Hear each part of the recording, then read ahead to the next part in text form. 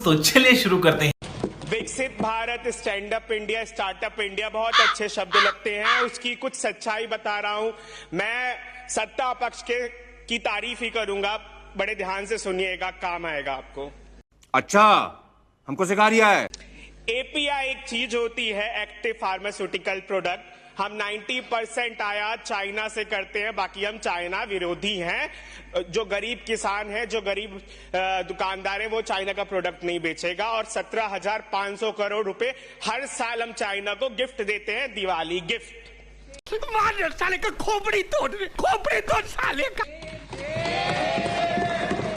बात करते हैं नमामि गंगे प्रोजेक्ट की, तो ना साफ हुई आपसे यमुना, ना साफ हुई आपसे गंगा, बस साफ हुआ है तो क्या बजट, वो भी अच्छे तरीके से हर साल। और वो बजट कहां गया है वो सभी को पता है। और ये भारत मात्र एक भारत नहीं है। बहुत सिकुफा सुन रहे हैं, वन नेशन वन इलेक्शन। भैया, भारत में अनेकता में विविधता है और अनेकता में ही एकता है।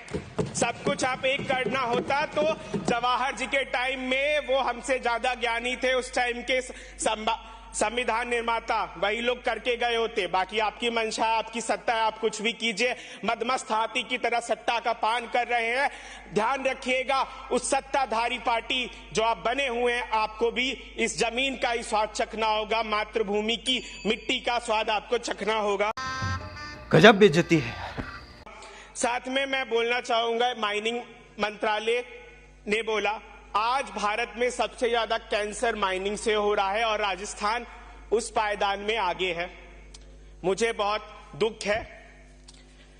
मैं बात करना चाहूंगा पेस्टिसाइड्स का। तो अगर आपको पेस्टिसाइड्स और फर्टिलाइजर मिनिस्ट्री के कारनामे देखने हो तो आप जाओ नदी में, सारे पेस्टिसाइड ही आपको मिलेंगे। और आज का बच्चा आपको खड़ा हुआ मिलेगा तो वो पेस्टिसाइड के साथ ही खड़ा मिलेगा। इसीलिए बच्चे का विवेक नीचे जा रहा है और बेरोजगार ऊपर जा रहा है। चल बस, रुलाएगा क्या?